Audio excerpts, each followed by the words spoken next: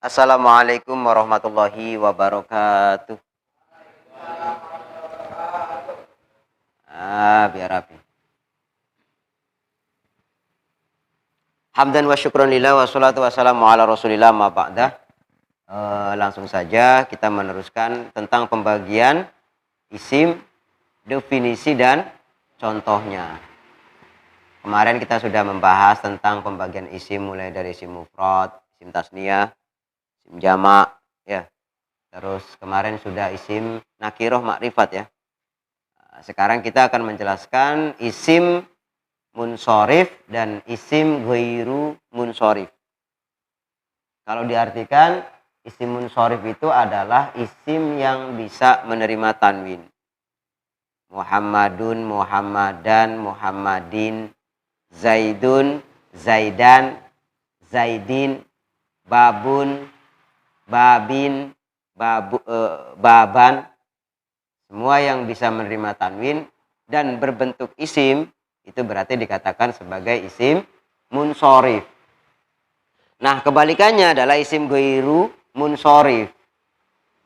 Maka yang paling mudah bisa mengetahui itu isim munsorif ataupun ghairu munsorif adalah kita mengetahui ghairu munsorif. Karena kalau seandainya termasuk dalam kategori ghairu munsorif, tidak mempunyai ciri-ciri dari tanda ghairu munsorif, berarti munsorif. Jadi untuk bisa membedakan isim ini apakah munsorif atau tidak, maka kita harus tahu bagian-bagian dari isim ghairu munsorif. Pun biar enak nanti Ustaz kasih contoh, ya. Artinya kalau isim munsorif bisa menerima tanwin, kalau ghairu munsorif tidak bisa menerima tanwin, gitu aja. Dan konsekuensinya ketika beri'rab jer itu tandanya tidak lagi dengan menggunakan kasroh, akan tetapi dengan menggunakan fathah. Itu konsekuensi yang diterima oleh isim ghairu munsorif.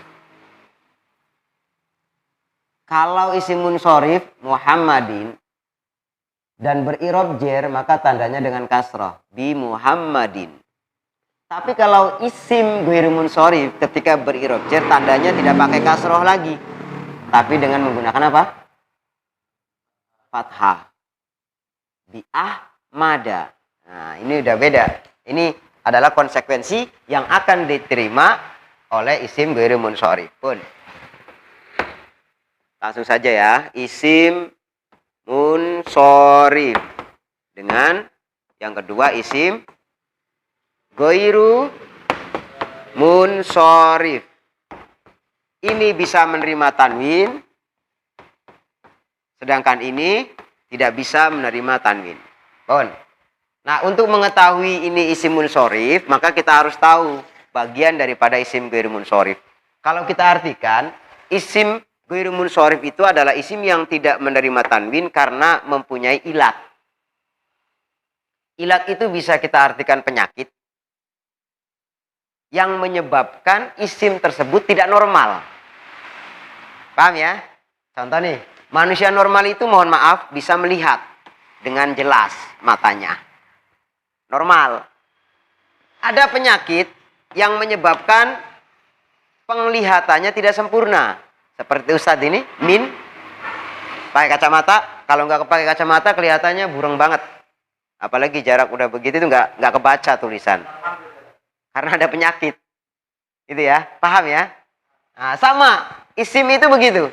Pada awalnya termasuk daripada tanda isim kan menerima tanwin, kan? Tanda daripada isim itu termasuk adalah menerima tanwin. Karena punya penyakit, akhirnya tidak bisa menerima tanwin. Itu adalah ghairu munsorif. Bisa dipaham sampai sini? Berarti kita harus tahu ilat atau penyakit apa saja yang menyebabkan isim tidak bisa menerima tanwin dan pada akhirnya tanda jernya pakai bagus, pakai fathah. Bon. Satu lagi bahwa tidak menerimanya tanwin, tidak menerimanya isim dengan tanwin karena memiliki ilat atau penyakit. Ilat ini dibagi dua. Awas, perhatikan. Ilat dibagi dua. Ada ilat penyakit itu dibagi dua atau ilat itu dibagi dua. Ada yang mempunyai satu ilat, tapi menempati dua ilat. Dia punya satu penyakit, tapi penyakit itu menempati dua penyakit. Ada yang punya dua ilat. Yes, paham sampai sini? Artinya yang menyebabkan isim tidak bisa menerima tanwin, mempunyai penyakit yang berupa penyakitnya ada dua, ilatnya ada dua. Yang kedua adalah ilatnya satu, tapi menempati dua ilat. Langsung kita contohkan aja biar kalian jelas ya. Yang pertama adalah mempunyai dua ilat, yang satu kembali kepada ilat alam, ataupun kembali kepada ilat sifat. Harus bersamaan. Dua ilat ini, ilat sifat dengan ilat alam, ini harus bergandengan dengan ilat yang lain. Kalau tidak bergandengan dengan ilat yang lain, tidak bisa. Artinya isim tetap bisa menerima tanwin. Contoh sifat. Sifat itu yang melekat pada diri seseorang. Ganteng. Ganteng itu bahasa Arabnya apa? Jamal lah. Atau cantik itu apa? Jamilah. Betul. Jamilah tun. Sifat ini yang cantik, tapi menerima karena ilatnya cuma berupa sifat penyakitnya. Jadi masih bisa menerima tanwin. Alam nama. Siddiqun. Nama ini ilat, tapi karena cuma satu ilat maka bisa menerima tanwin. Paham sampai sini? Artinya ilat sifat, ilat alam itu bisa menyebabkan isim tidak bisa menerima tanwin asalkan bergandengan dengan ilat yang bagus. Paham maksudnya ya? Langsung sekarang kita bahas satu-satu. Ilat alam dulu. Kalian lihat juga di buku sakunya ya, biar kalian gak bingung. Oke. Oh, di sini enak. Wasfiyah dulu, kita urutan di sini sesuai dengan yang di buku saku aja, biar kalian gak bingung. Yang pertama kita bahas ilat sifat.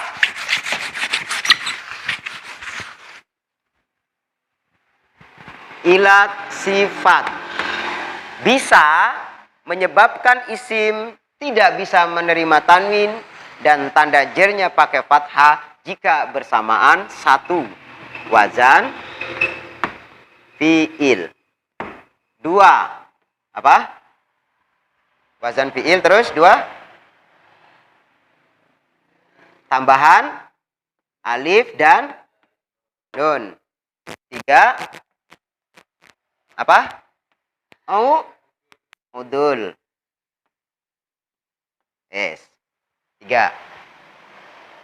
Isim yang berbentuk sifat jika bersamaan dengan berupa penyakit wazan fi'il, alif nun dan udul, maka isim tersebut tidak bisa menerima tanwin dan tanda jernya pakai fathah. Kita contohkan satu-satu. Ilat sifat yang dengan wazan fi'il. Contohnya adalah apa ini sifat ya? Ahmaru. Ahmaru. Ahmaru itu apa artinya? Yang merah. Sifat kan? Melekat. Ahmaru. Yang merah. Ini wazan fi'il. Ahmaru. Af'ala. Af'ala. Wazan fi'il. Dia mempunyai dua ilat. Mempunyai dua penyakit. Yang satu dia berupa sifat. Yang satu dia berupa wazan fi'il. Maka setiap lafaz bentuk kalimat isim yang berupa sifat dan berbentuk wazan fi'il, maka itu sudah dipastikan merupakan isim ghairu yang tidak bisa menerima. Paham? Oke. Yang kedua, ilat sifat yang bersamaan dengan alif dan nun. Contohnya apa? Apa contohnya? Sakron. Sakronu. Apa artinya? Pemabuk. Pemabuk. Orang yang suka mabuk. Nah, ini pemabuk itu kan melekat pada orang. Itu melekat pada sesuatu lah gitu. Melekat pada sesuatu. Dan ini isim. Tapi tidak bisa menerima tanwin. Karena dia punya ilat. Yang pertama ilatnya berupa sifat pemabuk. Yang kedua adalah alif dan nun. Bisa dipaham? Oke. Setiap lafadz kamu cari. Setiap lafadz yang berbentuk kalimat isim berupa sifat dan diakhiri nun. Ayo, diakhiri alif nun, maka ini merupakan golongan dari isim ghairu munsharif yang tidak bisa menerima tanwin. Bisa dipaham? Yang kedua udul. Contohnya apa? Contohnya adalah ukhoru. Ukhoru. Apa udul itu? Ayo. Iya, apa adal itu? Berubahnya isim dari bentuk asalnya. Diingat-ingat. Berubahnya isim dari bentuk asal itu namanya udul atau adal. Contoh ini. Ukhor itu awalnya bukan ukhor tapi akhor. Ya kan? Menjadi ukhor. Ini kan berubah dari bentuk aslinya. Kebetulan ini berupa sifat yang apa maknanya? Yang lain. Berarti mempunyai dua penyakit. Yang pertama adalah udul, yang kedua adalah apa? Sifat. Nah, contoh semua ini, kita belum alam dulu ya, ini dulu. Contoh semua ini merupakan penyakit yang nanti kembalinya kepada lafzi dan kembalinya kepada maknawi. Awas, lafzinya apa? Lafzinya ini, alif nun, berubah dari bentuknya. Terus apa lagi nih? Wazan fi'il. Ini kembalinya kepada lafzi. Dan kembali kepada maknawi karena ini berupa sifat. Maka benar ketika ghairu munsharif itu adalah mempunyai dua ilat yang kembali kepada lafzi dan maknawi. Penyakitnya sudah kronis. Selain punya penyakit lafzi juga punya penyakit maknawi. Sehingga isim ini dikategorikan sebagai isim yang ghairu munsharif. Bisa dipaham ya? Kalian cari itu kata-kata lafaz-lafaz yang lain ya, yang sama dengan ini. Kalian cari, banyak kok. Biar kalian bisa melihat, oh ini ghairu munsharifnya karena apa? Karena ini efeknya luar biasa loh. Satu, masalah tanda i'rab, ya kan?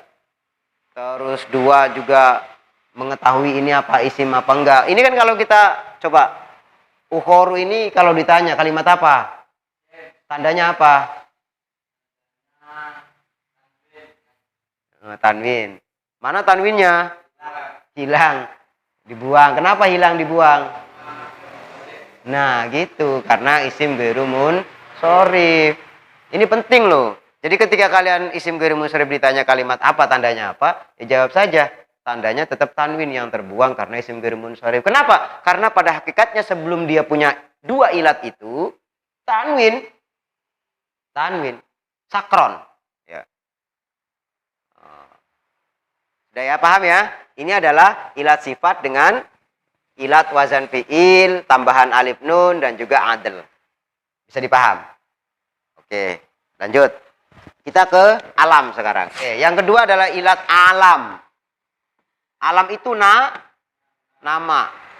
Nama orang, nama kota, nama apa lagi? Desa. Iya, pokoknya yang tergolong nama lah begitu.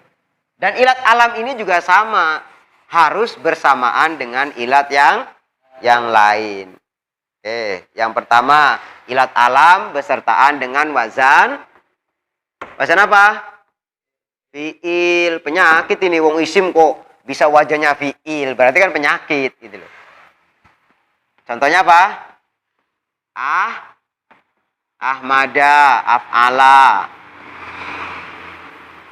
Oke, nanti penjelasannya satu-satu. Yang kedua, alam besertaan dengan apa? Alif, nun. Contohnya apa? Usmanu, usmana. Nggak boleh usmani. Usmanu. Terus, yang ketiga, alam dengan apa? Udul lagi. Apa contohnya? Umar. Umaru. Apalagi alam besertaan dengan taknis. Taknis. Contohnya apa? Fatimata atau Fatimatu. Apalagi? Alamiah dengan azm. Contohnya Ibrahim sama Ismail dan lain sebagainya. Terus selanjutnya alamiah beserta dengan tarkib majzi. Majzi. Contohnya apa?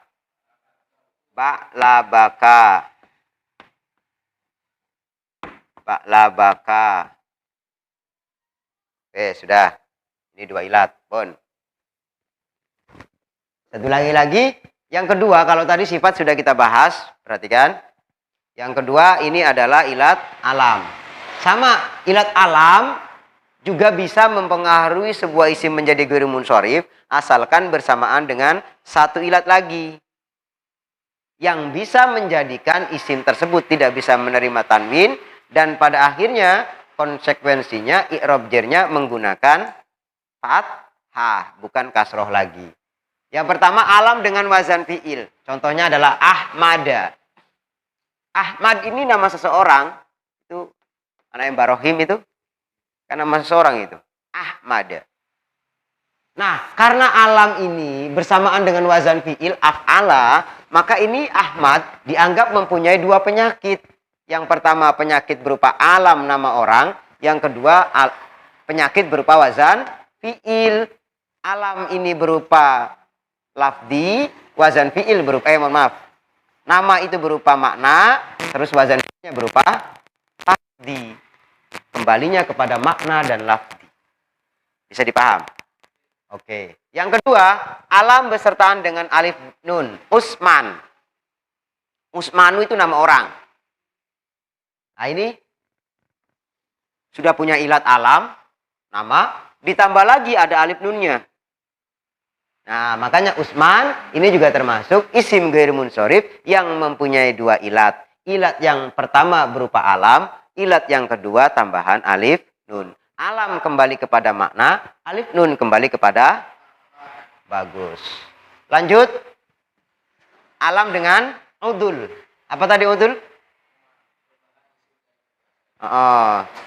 Perubahan isim dari bentuk asalnya atau isim yang berubah dari bentuk aslinya. Itu aja, nggak apa-apa. Contohnya apa ini? Umar, nama orang. Sayyidina Umar kan? Ada lagi teman kita yang namanya Umar tuh, Mama. Ini alam, nama orang. Nah, ini berubah dari bentuk aslinya. Umaru itu berubah dari bentuk aslinya. Asal bisa, Amrun bisa. Nah, berubah menjadi Umar. Nah, ini berarti ada perubahan dari bentuk awalnya. Maka lafadz Umar ini dikategorikan sebagai isim ghairu munsharif yang mempunyai 2 ilat. Yang pertama ilat alam nama orang, yang kedua ilat udul. Maka ilat alam kembali kepada apa tadi? Udul kembali kepada lafdi atau lafad. Paham ya? Oke, yang selanjutnya keempat, ilat alam besertaan dengan taknis. Apa taknis itu? Makna? Betul, makna perempuan. Fatimatu. Fatimah itu nama orang. Kebetulan ini ada ilat berupa taknis, menunjukkan arti mu'annas. Maka karena 2 penyakit, ini akhirnya lafadz Fatimatu tidak boleh kita baca Fatimatun, tidak boleh dibaca Fatimatin, tidak juga boleh dibaca Fatimatan. Paham ya? Karena mempunyai 2 ilat. Yang pertama ilat berupa alam, nama orang. Dan yang kedua ilat taknis berupa mu'annas. Ilat alam kembali kepada maknanya, karena maknanya nama. Terus ilat lafdi berupa mu'annas. Ada tak marbutohnya ini, lafadznya. Yang selanjutnya 1, 2, 3, 4. Yang kelima adalah ilat alam besertaan dengan azam. Apa azam itu? Azam itu apa azam? Sesuatu yang bukan berbentuk bahasa Arab. Artinya bukan dari apa ya? Bukan artinya bukan dari orang Arab gitu loh. Ibrahim, Iki Azam, apa? Sasmito, siapa lagi? Hah? Iya itulah. Agung itu bahasa Arab bukan ya. Kalau Siti kan bahasa Arab kan saya kan. Ibrahim, Ismail, apalagi banyak kok nama-nama nabi juga yang bukan berasal dari bahasa Arab. Artinya ada dua ilat. Yang pertama adalah ilat alam karena menunjukkan nama seseorang. Yang kedua adalah ilat azam karena bukan berbentuk dari bahasa Arab. Ibrahim, maka nggak boleh dibaca Ibrahimun, Ibrahiman, Ibrahimin. Dan ketika berirob jer tandanya pakai fathah. Marortu bi Ibrahim. Ibrahimah, betul. Pun, jelas ya. Yang terakhir adalah ilat alam beserta ilat tarkib majzi. Tarkib majzi itu adalah dua kalimat yang disusun menjadi satu bentuk, dua lafaz yang disusun menjadi satu lafaz. Baklabaka asalnya adalah baklun, bakun. Oh tahu? Baklun dengan bakun. Ini dua lafaz ini. Baklun satu lafaz, bakun satu lafaz. Digabungkan menjadi satu, jadinya baklabaka. Baklabaka. Nah, ini namanya tarkib mazi. Nah, nggak boleh kita baca baklabakun, baklabakan, baklabakin, nggak boleh. Bacanya baklabaka, baklabaku. Ya, nggak boleh baklabaki. Gitu ya. Karena tidak bisa. Pun, artinya semua tadi keterangan tadi ini adalah bentuk-bentuk dari isim ghairu munsorif karena mempunyai dua ilat yang kembali kepada ilat lafzi dan kembali kepada ilat maknawi.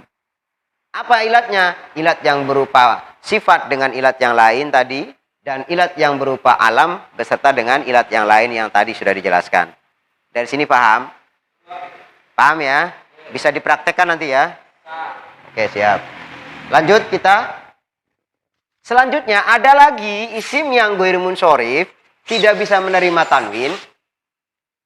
Dia tidak mempunyai dua ilat, tidak. Tapi ilatnya cuma satu. Tapi satu ilat itu menempat-nempati dua ilat.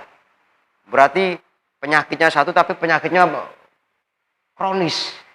Luar biasa gitu penyakitnya. Sehingga bisa menyebabkan apa? Bisa menyebabkan tidak bisa menerima tanwin. Selanjutnya, apa tadi? Dia punya satu ilat tapi menempat-nempati dua ilat. Yang pertama adalah segot muntahal jumu. Segot muntahal jumu itu sebuah kalimat isim yang maknanya itu sudah di atasnya jamak gitu loh. Pol. Jamak banget gitu loh. Ini contohnya adalah apa? Masa jida atau mafaila. Jadi ada dua wazan. Masa jida dengan masa jida. Mafaila dengan mafaila. Jadi yang mengikuti ini. Isim-isim yang mengikuti wazan mafaila dengan mafaila ini termasuk isim yang ghairu munsorif, mempunyai satu ilat tapi menempat-nempati dua ilat. Menempat-nempati dua ilat dalam kategori ilat lafzi dengan ilat maknawi. Dia punya satu ilat cuma segot muntahal jumu ini. Ilatnya adalah segot muntahal jumu karena dia mempunyai makna yang whole gitu loh. Sehingga ini penyakit gitu loh. Nah, sehingga meskipun dia mempunyai satu ilat tapi menempat-nempati dua ilat. Makanya masajida, masobiha, apalagi banyak ya yang ikut mafaila dengan mafaila. Ini termasuk isim ghairu munsorif yang mempunyai satu ilat tapi menempat-nempati dua ilat. Yang terakhir adalah apa? Alif taknis. Alif taknis. Ini juga sama. Punya satu ilat tapi menempat-nempati dua ilat. Contohnya apa? By doa. Yang sering kita temukan itu asya'a. Itu nggak boleh kalian baca asya'an, asyaun, asyain. Ketika kemasukan huruf jer, nggak boleh dibaca asyai, harus asya'a karena tanda jernya menggunakan fathah. Sama.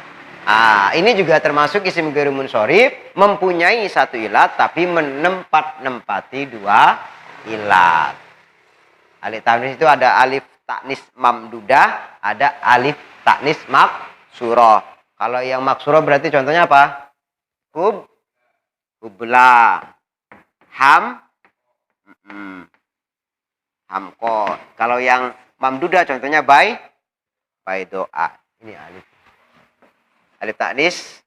Ini yang mamdudah, ini alif ta'nis yang maksurah. Baik. Dari sini bisa dipaham? Berarti minggu depan yang belum siapa? Yang belum presentasi? Siapa? Ini kamu belum? Berarti ini belum. Belum juga kamu. 2 orang. Ini sama ini aja dulu. Kamu nanti ini sama ini. Kamu yang isim munsharif dengan isim ghair munsharif ya. Yang tadi saya jelaskan. Nah, kamu yang setelahnya isim mabni dengan isim mu'rab. Oke? Minggu depan presentasi ya. 2 orang biar cepat. Isim mabni dengan isim mu'rab.